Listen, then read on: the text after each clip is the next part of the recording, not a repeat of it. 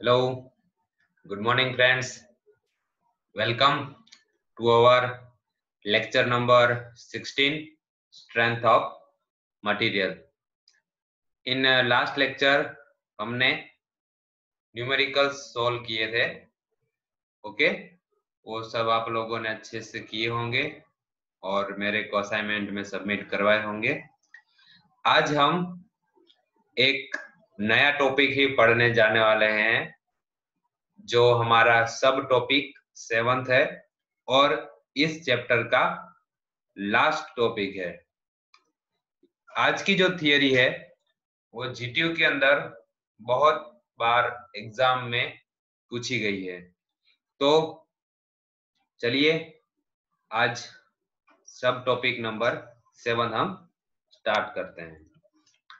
So the name of the topic is tension test on mild steel, या फिर दूसरा नाम अपन कह सकते हैं stress strain diagram.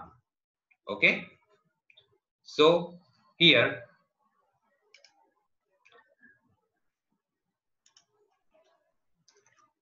Tension test on mild steel. अपने एमएसएम के अंदर अलग अलग मटेरियल प्रॉपर्टीज के बारे में पढ़ाई करी है. तो उसके अंदर माइल्ड स्टील भी एक टाइप की एलॉय है जो हम धातु कहते हैं. तो आज हम एक एक्सपेरिमेंट करेंगे जिसके द्वारा स्ट्रेस और स्ट्रेन का एक डायग्राम हम ड्रॉ करेंगे. तो इस टेंशन का नाम है tension test on mild steel. So एक आपको रोड लेना है. डायग्राम के अंदर आपने ये स्पेसिमेन आप देख रहे हो, इस टाइप का आपके स्पेसिमेन रहेंगे जिसको आपको एक मशीन के अंदर फिट करना है. कैसे फिट करना है वो आप देखिए.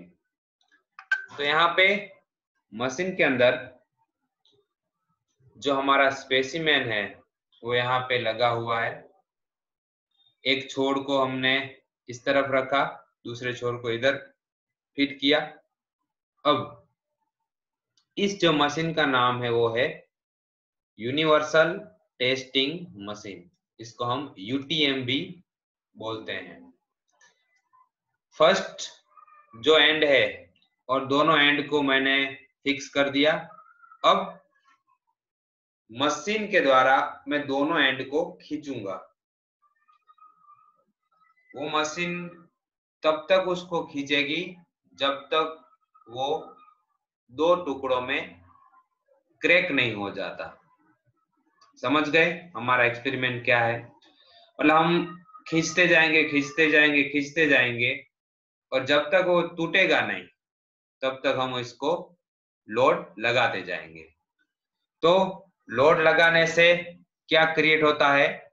स्ट्रेस क्रिएट होता है.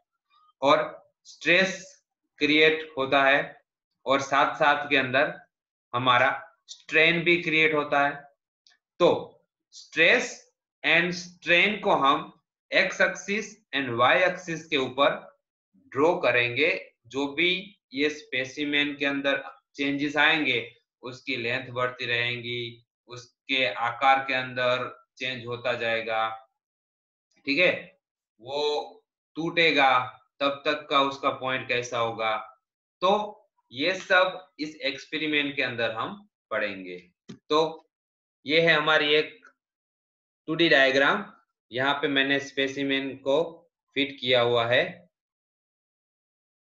एक छोर इधर फिट किया है, दूसरा इधर फिट किया है. अब इसको मैं खींचूंगा. ये मशीन का नाम मैंने आपको बताया, यूनिवर्सल टेस्टिंग मशीन. ओके, तो इसको मैं खींचता जाऊंगा तो इसकी लेंथ क्या होती जाएगी? बढ़ती जाएगी. और कुछ टाइम के बाद ये मटेरियल है वो क्या हो जाएगा? ब्रेक हो जाएगा. सो ये रहा उसका ब्रेक होते हुए फोटो। तो इसमें क्या होता है कि जो मशीन जब इसको खींचती है तो फर्स्ट ऑफ ऑल बीच में से इसका शेप चेंज हो जाता है। ओके, तो वहां पे जो डायमीटर है वो क्या हो जाएगा, कम हो जाएगा। और देखिए इधर आप इस डायग्राम के अंदर इजीली देख पा रहे हैं कि यहाँ पे इसका जो शेप है वो चेंज हो गया, और शेप चेंज हो जाने के बाद और स्ट्रेस मैंने लगाया, मतलब लोड लगाया, तो उसके दो टुकड़े हो गए। क्लियर? तो ये जो टुकड़े होते हैं वो कप और कोन, मतलब एक टुकड़ा कप जैसा शेप का होगा और दूसरा टुकड़ा होगा कोन जैसा, तो उसको कप कोन फ्रैक्चर बोलते हैं। ओके, तो ये फ्रैक्चर हो गया। अब इधर कंप्यूटर के अंदर लेंथ एंड कितना लोड हम लगा रहे हैं तो कितना स्ट्रेस क्रिएट हो रहा है, वो दो चीज बढ़ती जाए, मतलब स्ट्रेस की रीडिंग आती जाएगी एक साइड पे और दूसरी साइड पे स्ट्रेन की रीडिंग आती जाएगी। तो दोनों रीडिंग को हम एक ग्राफ के अंदर प्लॉट करेंगे। तो जो भी ग्राफ हमारा प्लॉट होगा उस ग्राफ को बोला जाता है स्ट्रेस स्ट्रेन डायग्राम। और जीटीयू के अंदर ये स्ट्रेस स्ट्रेन डायग्राम आपके 4 से 7 मार्क्स के अंदर हमेशा आपको आता ही है। तो इन बुक आप ये वाला डायग्राम देख पाओगे आपकी, ये स्पेसिमेन को हमने फर्स्ट कंडीशन में रखा, अच्छी कंडीशन में, फिर इसको मैंने दोनों एंड से उसको खींचा, तो खींचने की वजह से उसके अंदर स्ट्रेस क्रिएट हुआ, उसके अंदर स्ट्रेन क्रिएट हुआ, और खींचने की वजह से उसके दो टुकड़े हो गए। तो जब ये ब्रेक होगा तो हमारा एक्सपेरिमेंट खत्म हो जाएगा। तो ब्रेक होने की वजह से इसके अंदर कप ऑन कौन फ्रैक्चर क्रिएट होता है। तो अब हम देखते जाएंगे इसका स्ट्रेस और strain diagram. So this is our stress and strain diagram. Stress and strain diagram के अंदर एक्स एक्सिस के ऊपर हमने स्ट्रेन लिया है और वाई एक्सिस के ऊपर हमने स्ट्रेस लिया है। एक्स एक्सिस के ऊपर स्ट्रेन एंड वाई एक्सिस के ऊपर स्ट्रेस। ओके, सो 0 पॉइंट्स से हम स्टार्ट करेंगे। तो देखिए 0 से लेकर पॉइंट नंबर ए तक जो डायग्राम है वो एकदम स्ट्रेट लाइन है। 0 से लेकर ओ से लेकर ए तक। सो ओ से लेकर ए तक है जो है हमारा वो एकदम स्ट्रेट लाइन है। मतलब जैसे आपका स्ट्रेन बढ़ेगा उतना ही आपका स्ट्रेस बढ़ेगा, तो जितना स्ट्रेस बढ़ेगा उतना ही स्ट्रेन बढ़ेगा। तो यहाँ पे दोनों इक्वली प्रोपोर्शनल है। तो यहाँ पे ए पॉइंट को बोला जाता है प्रोपोर्शनल लिमिट। देखो यहाँ पे सारे पॉइंट्स के बारे में लिखा हुआ है, तो ए के अंदर लिखा हुआ है प्रोपोर्शनल लिमिट। मतलब प्रोपोर्शनल लिमिट मतलब यंग मॉड्यूलस को फुलफिल कर रहा है। यंग मॉड्यूलस आपको पता है stress is equal to strain, मतलब जितना स्ट्रेस बढ़ेगा proportional limit stress proportional strain, so sigma proportional to E strain. So this formula will be fulfilled by this A point. Okay, A point के बाद आता है B point. B point है हमारी elastic limit. Elastic limit के अंदर क्या होता है, अगर आप मटेरियल को खींचते हो तो वो मटेरियल के ऊपर से जो लोड है आप हटा दोगे तो वो अपनी ओरिजिनल पोजीशन में आ जाएगा। तो यहाँ तक जो हमारा स्पेसिमेन है वो अपनी ओरिजिनल पोजीशन के ऊपर आने के लिए सक्षम है। ये एक्सपेरिमेंट के ऊपर से ये डायग्राम या ये ग्राफ प्लॉट हुआ है जिसको बोला जाता है स्ट्रेस स्ट्रेन डायग्राम। जो हमने पहले एक्सपेरिमेंट किया, मटेरियल को खींचा तो खींचने की वजह से उसमें जितना स्ट्रेस हुआ, जितना स्ट्रेन क्रिएट हुआ, वो इस ग्राफ के ऊपर अभी हम प्लॉट किया हुआ है। तो बी पॉइंट है मतलब उसको हम वापस छोड़ देंगे लोड को, तो स्पेसिमेन जो है अपनी ओरिजिनल पोजीशन धारण कर लेगा। फिर बी पॉइंट कहलाता है इलास्टिक लिमिट। फिर आता है अपना सी डैश।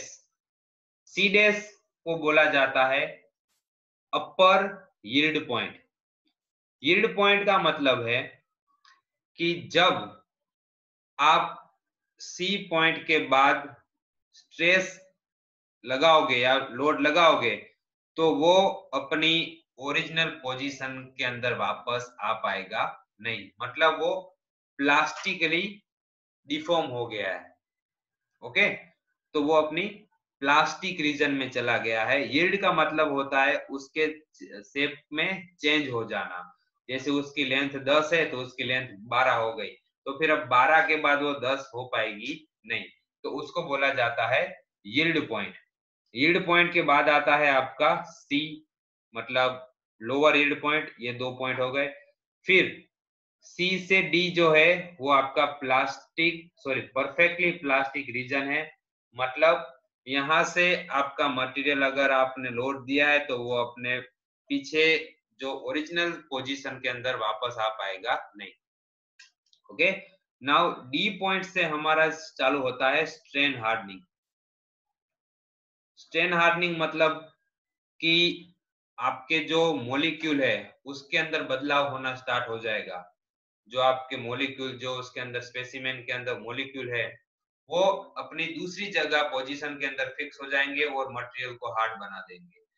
सो उसके लिए वापस हमने लोड बढ़ाते जाना। इधर देखो वापस से ये ग्राफ है, उसको स्ट्रेस की वैल्यू बढ़ती जा रही है क्योंकि वो मटेरियल थोड़ा स्ट्रेन हार्डनिंग हो गया है, तो उसको ज्यादा अब स्ट्रेस देना पड़ेगा।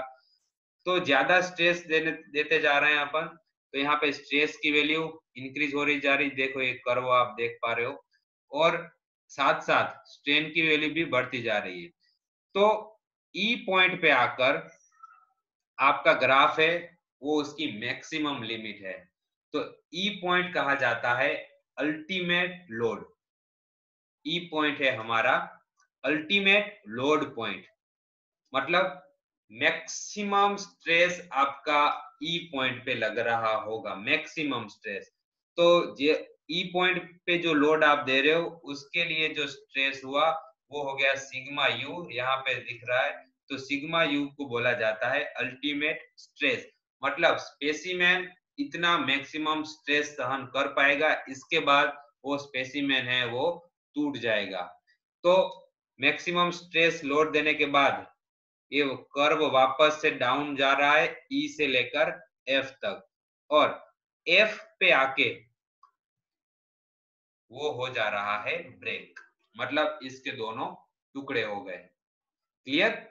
तो इस डायग्राम से हमको पता चलता है कि कास्ट आयरन की जो प्रॉपर्टी है, जो डक्टाइल मटेरियल है, this diagram is for ductile material, जिसको हम खींच पा रहे हैं।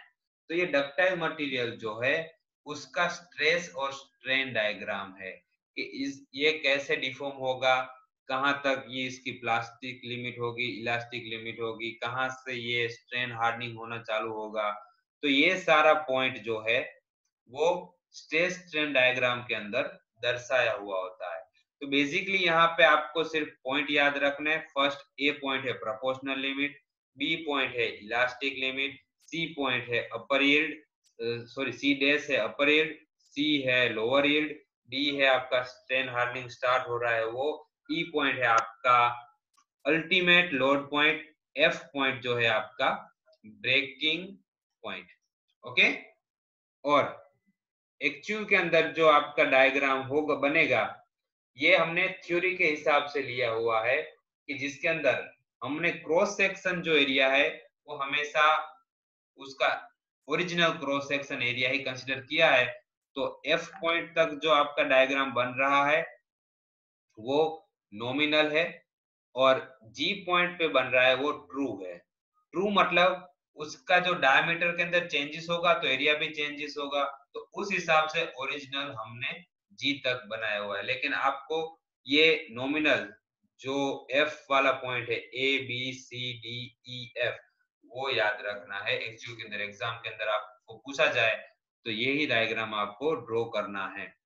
ओके, तो आई होप कि आपको स्ट्रेस स्ट्रेन डायग्राम अच्छे से समझ में आ गया होगा। बहुत ही इंपॉर्टेंट टॉपिक है स्ट्रेंथ ऑफ मटेरियल का, तो उस हिसाब से आप इस डायग्राम को अच्छे से समझिएगा। और आपको किसी के अंदर भी डाउट हो तो मुझे पर्सनली कॉल करके भी पूछ सकते हैं। So here is homework, explain stress strain curve for tensile test on mild steel. जो हमने अभी स्टडी किया वही आपको अच्छे से लिखना है। પોલાદના તાણ પરીક્ષણ માટે प्रतिबल विकार आलेख वर्णवो। ओके, तो ये होमवर्क आपको आज के आज ही लिखकर मुझे गूगल क्लासरूम के अंदर सबमिट करवाना है। और हर एक पेज पे आपका नाम होना चाहिए और आपका एनरोलमेंट नंबर, डेट और lecture number. Okay, thank you friends.